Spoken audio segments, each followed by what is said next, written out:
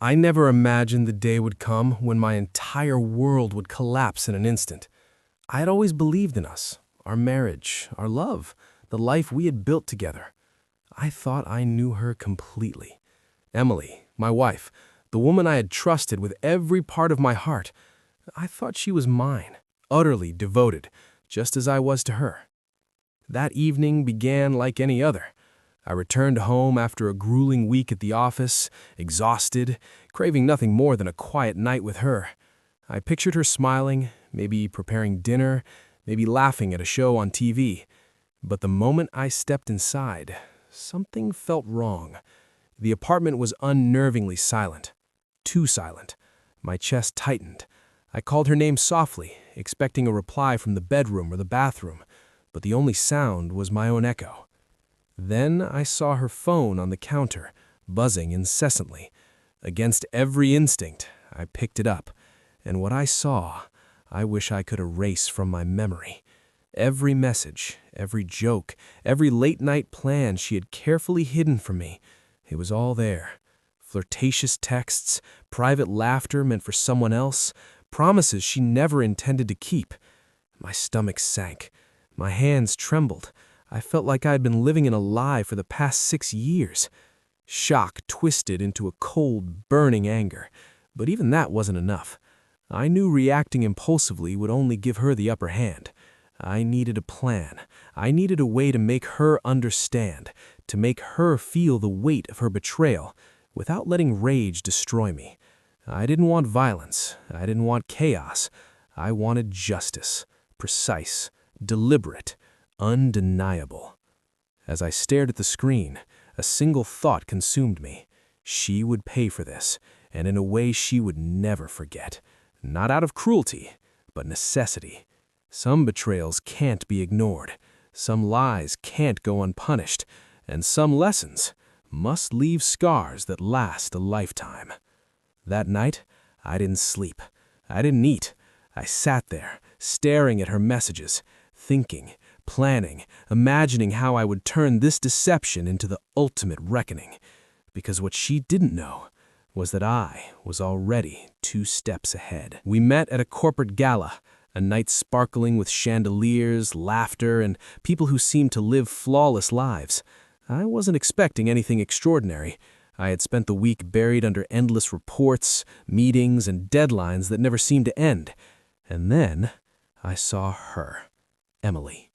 She was laughing at a colleague's joke, completely unaware of me, and yet I couldn't look away. There was something in her smile, warmth, confidence, a kind of effortless charm that drew me in instantly, something I hadn't felt in years. My chest tightened, and for a moment the noise of the gala faded. We started talking, and it felt effortless, natural, like we'd known each other far longer than just a few minutes. She asked about my work, my family, the small details of my life I rarely shared with anyone.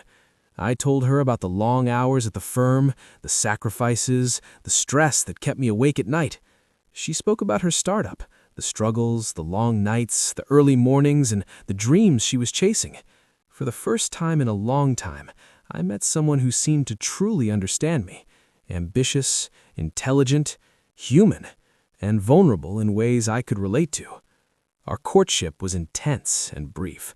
Late-night dinners turned into long conversations over coffee, walks through the city stretched into hours of talking about everything and nothing. I fell for her fast, harder than I thought possible. Every glance, every word, every laugh built a certainty I hadn't felt before. This was the woman I wanted beside me for the rest of my life. 6 months later, we were married in a small, intimate ceremony with only family and close friends. I remember the moment I saw her in her wedding dress, the soft lighting glinting off the fabric, the tears in her eyes, my heart pounding like it would burst. I thought that was the happiest moment of my life. The first months of our marriage were a dream. We moved into a sunlit apartment overlooking the city skyline. Every corner held our laughter, late-night talks, whispered secrets, and shared dreams. Life seemed perfect. We traveled together, dined at the finest restaurants, and attended social events as the perfect couple. Emily was understanding of my long hours, always smiling, always saying, "I know you're working for us, for our future." I wanted to believe her. I trusted her completely. I confided in her, my insecurities, my failures, my ambitions, and I believed she did the same. But slowly, subtle cracks began to appear. Late-night calls she'd take in the other room, hushed conversations that would stop the moment I entered, small excuses for extended meetings or sudden trips. At first, I dismissed them. I told myself I was overthinking, imagining things that weren't there. I wanted our marriage to be perfect, so I chose to ignore the warning signs, clinging to comfort over suspicion, love over doubt. Even in the whirlwind of our modern lives, work pressures, social obligations, and endless ambitions, I believed we were happy. Emily's charm, her intelligence, her unwavering support, I saw only the side she wanted me to see. I didn't realize that behind that polished, flawless exterior lay a hidden world I was blind to. Every subtle flinch, every nervous smile when I asked about her day, every hurried explanation for her late nights, I let them slide, unwilling to question the life I thought we had built together. To the outside world, we were perfect. Friends, colleagues, even family called us the ideal couple, and I believed it wholeheartedly. I thought we shared everything, that our lives were intricately, beautifully intertwined. I trusted her with everything, because I wanted to, because I believed she deserved that trust. I loved her completely, unconditionally, and I wanted to see only the best in her, even when the faintest hints whispered that something wasn't right. Looking back now, I can see the small moments that should have warned me. The phone she hid, the calls she abruptly ended, the nervous glances whenever certain topics came up. Each of these signs, in retrospect, was a flashing warning, but at the time, I ignored them. I wanted to believe in the life I had built, in the love I thought we shared. I was blind, utterly blind to the storm quietly brewing right under my nose. And that blindness, that trust, is exactly what made the day I discovered the truth so devastating. The evening began like any other, at least on the surface. I returned from the office later than usual, drained from meetings that seemed to never end. The apartment was quiet, too quiet. Emily was supposed to be home, maybe finishing work for her startup, maybe catching up on emails. I called her name softly, but there was no answer. A pit formed in my stomach. Then I noticed her phone on the kitchen counter. It was buzzing incessantly. Against every instinct, though my gut screamed to walk away, I picked it up. What I saw froze me. At first, I couldn't believe it. My eyes darted across the screen as hundreds of messages scrolled past, flirty emojis, late-night texts, secret meetings I had never been told about, all directed to someone else, someone I didn't even know existed. My chest tightened, my world spun, and every memory of her kindness, every laugh we shared, every whispered promise of forever suddenly felt tainted, meaningless. I sank into the couch, heart pounding, staring at the evidence. Shock, disbelief, anger, they collided inside me like a violent storm. I couldn't breathe, I couldn't think clearly. For a moment, I wanted to scream, to throw something, to confront her right there and then. But something inside me stayed calm. This wasn't a moment for blind rage. This was a moment for clarity, for planning. I read more. Messages hinted at secret meetings, dinner dates I had never known about, conversations suggesting she had been emotionally invested in someone else for months, maybe years. My mind replayed moments that now seemed suspicious. The sudden business trip last month, the unexplained laughter when she read a private text, the subtle flinches when I mentioned a colleague's name. All the signs had been there. I had ignored them because I wanted to believe in us. My hands shook as I set the phone down. My trust had been shattered, but anger alone would cloud my judgment. I needed a plan. I needed to understand the full extent of her betrayal before taking any action. I began to ask myself, how long had this been going on? Who was he? How deeply had she deceived me? And most importantly, how could I make her pay in a way that was precise, undeniable, and unforgettable? That night, I watched her from the living room, pretending to be asleep while she returned from her supposed late client meeting. The casual way she greeted me, the fake smile, the careless mention of her day, it all struck me now as a performance. Every word, every gesture, carefully designed to hide the truth. Fury and disbelief swirled inside me. I couldn't believe I had been blind for so long. Then it hit me. If she could betray me like this, right under my nose, in our home, in our lives, what else had I missed? Every happy memory, every shared laugh, now carried the bitter aftertaste of lies. And yet, amid the storm of anger and heartbreak, a cold, calculating thought took hold. I wouldn't confront her immediately. I wouldn't let her see me unravel. No, my revenge would be deliberate, precise, and perfectly timed. The more I watched her, the more I realized how deeply the lies had become part of her nature. Emily didn't just cheat, she performed innocence. She smiled at me over breakfast, asked about my day, kissed my cheek when leaving for work. Each gesture felt rehearsed, like she was acting in a play where I was the unwitting audience. And I played my role perfectly. I started to mirror her behavior, becoming more attentive, more loving. It wasn't affection, it was camouflage. The more normal I seemed, the less she suspected anything. She relaxed around me, careless in ways she hadn't been before. She left her phone unattended. She stopped deleting messages immediately. She assumed I was blind, loyal, predictable. That assumption was her biggest mistake. One evening, while she was in the shower, I picked up her phone again. My hands were steady now. Fear and hesitation had disappeared, replaced with a calm precision. I knew exactly what I was looking for. I scrolled through archived chats, hidden folders, and cloud backups, and there it was. Months of conversations, photos, voice notes, plans. It wasn't just one affair. There were two men. One was a colleague, the other was an old friend from college. I felt something twist in my chest, but I forced myself to not react. Emotion was a distraction.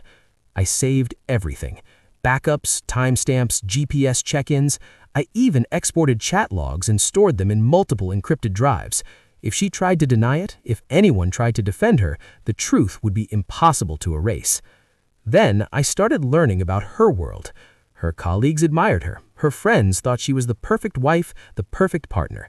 She curated her image carefully, posting loving pictures of us, writing captions about trust and loyalty. It was ironic. The very words she preached were the ones she had destroyed. That ironic gave me an idea. I realized that exposing her privately wouldn't be enough. She would cry, apologize, manipulate, and maybe even turn the narrative against me. I needed something bigger, something structured, something that made denial impossible and consequences permanent. So I began constructing a narrative of my own. I compiled a timeline of her betrayal, dates, messages, meetings, hotel bookings, lies she told me, excuses she used. I connected everything like a detective mapping out a case. Every piece of information strengthened my control over the situation. At the same time, I studied her reactions. When I casually mentioned a colleague's name, her voice shifted slightly. When I joked about infidelity in a movie, she laughed too quickly. Her guilt leaked out in tiny cracks. She didn't realize I was documenting even her emotional tells. The plan was evolving. I wanted the reveal to be surgical, not chaotic. I imagined a moment where she couldn't twist the story, couldn't cry her way out, couldn't pretend truth surrounded her from every direction, like walls closing in. But I also knew something else. This wasn't just about her anymore. It was about me reclaiming power, rewriting the narrative, and proving that betrayal had consequences. And as the days passed, my calm became almost frightening, even to myself. Because I wasn't angry anymore. I was strategic. I even found small moments of satisfaction along the way. The way she laughed nervously when I casually mentioned colleagues, the way she double-checked her phone when I entered the room. Each tiny slip reminded me that she wasn't as careful as she believed. Outwardly, I stayed calm, composed, almost indifferent. But inside, my plan was taking shape, piece by piece. Every move she made, every lie she told became another brick in the foundation of my strategy. By the end of the week, the plan was crystal clear. I would create the perfect scenario for the reveal, one that would maximize shock, humiliation, and regret. There would be no violence, no chaos, no breaking rules, just undeniable truth. It would be a lesson she could never ignore, a reality she would have to face fully, and a mark she would never forget. That night, I stood in the doorway of our apartment, watching her move around, unaware of the storm I was about to unleash. I smiled subtly to myself. She thought she was untouchable. She believed she could continue her lies without consequences. But her world, her carefully constructed life of deception, was about to unravel completely. And the best part? I had all the time in the world. Every lie she had told, every secret she had kept, had just become a tool in my hands. The storm was ready to hit, and when it did, she wouldn't know what had hit her. The night I had been planning for weeks finally arrived.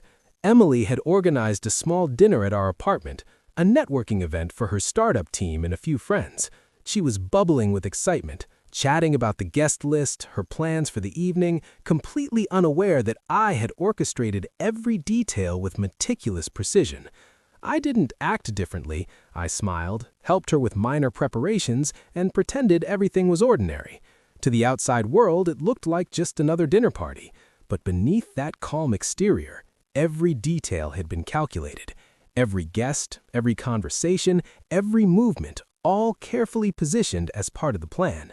As the guests arrived, Emily was in her element, charming, radiant, the perfect host. I watched quietly, studying her every move, noting the way she laughed, the subtle way she tucked her phone under the table when a message arrived. Every gesture became a reminder of the deception she thought she had concealed so perfectly. Dinner progressed normally. Polite conversation flowing, light laughter filling the room. I waited, patient, biding my time for the perfect moment. And then, as dessert was being served, I began to weave the story. It started casually. I mentioned small details, innocuous remarks about meetings she had attended, but I knew she hadn't. At first, she laughed nervously, thinking I was joking. But I wasn't joking. Slowly, deliberately, I pulled out my phone. One by one, I displayed the screenshots of her messages, secret calls, and hidden plans. Every carefully hidden conversation, every rendezvous she thought would never be discovered, every flirty text she had sent in private, laid bare for everyone to see. The room froze. Guests exchanged uneasy glances, unsure of what was unfolding. Emily's smile faltered. Her eyes widened in horror as she realized the truth. I had the evidence. Every lie, every secret she had kept exposed in a way that left no room for denial. She tried to speak, to explain, to brush it off with a laugh, but words failed her. Her carefully constructed facade crumbled in front of friends, colleagues, and everyone she had relied on to maintain her perfect image. The humiliation hit like a physical blow, sharp, immediate, and undeniable. I didn't shout, I didn't yell, I let the evidence speak for itself, and as the truth sank in, I watched her, Emily, freeze. The panic in her eyes, the flicker of regret, the shock, it was all there.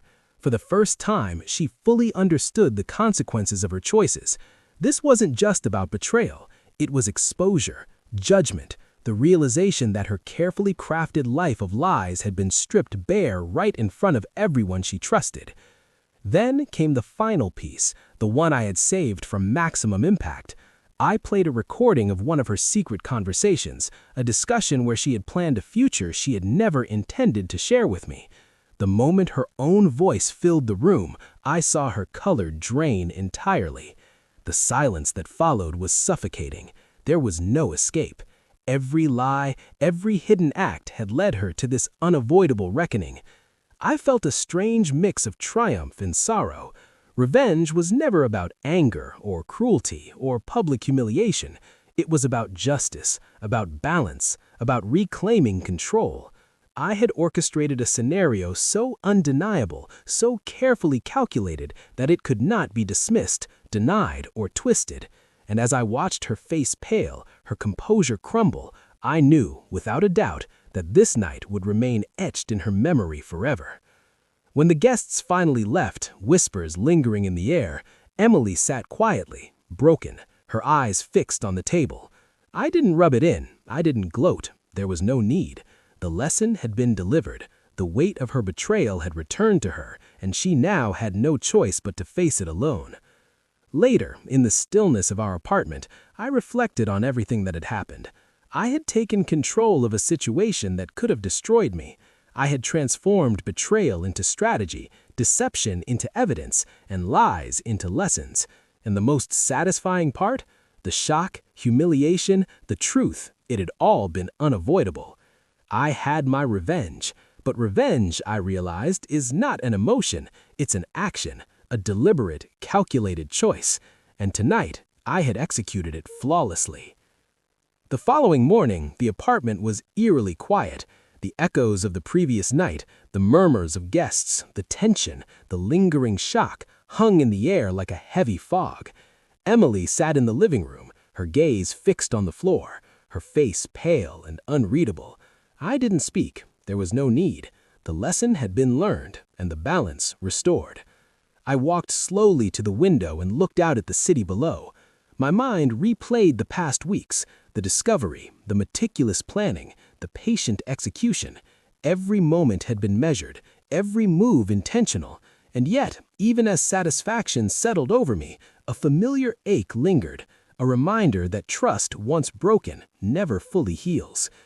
I thought about our marriage, the love, the laughter, the dreams we had shared. I understood now that my revenge wasn't just about making her pay. It was about reclaiming myself, about taking back control of my life and refusing to let her deceit define who I was. I had turned anger into strategy, heartbreak into clarity, and betrayal into justice. That, I knew, was the true power of patience. Days passed, and Emily tried to act normal, as if nothing had happened. She apologized, offered explanations, even attempted to rebuild the fragile trust between us. But I had learned a harsh truth. Some wounds run too deep. Some lessons are impossible to ignore. Trust, once shattered, cannot simply be repaired. I had made my point, and she knew it. Every glance, every word, every hesitant attempt to reconnect carried the invisible weight of her lies. And then the twist came. Unexpected. Devastating. One evening, a package arrived at our apartment. No sender, no note. Just a sleek black envelope, cold and precise.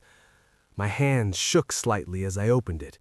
Inside were documents, bank statements, emails, and financial records that revealed the truth behind Emily's affair. It wasn't what I had feared. It wasn't another man. It was a business partner, someone she had confided in about a risky investment that had gone catastrophically wrong. She hadn't been betraying me emotionally.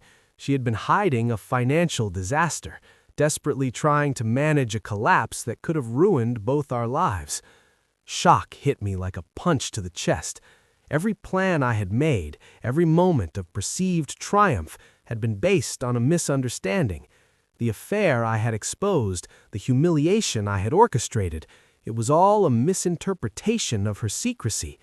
The reality was far more complex than I had ever imagined.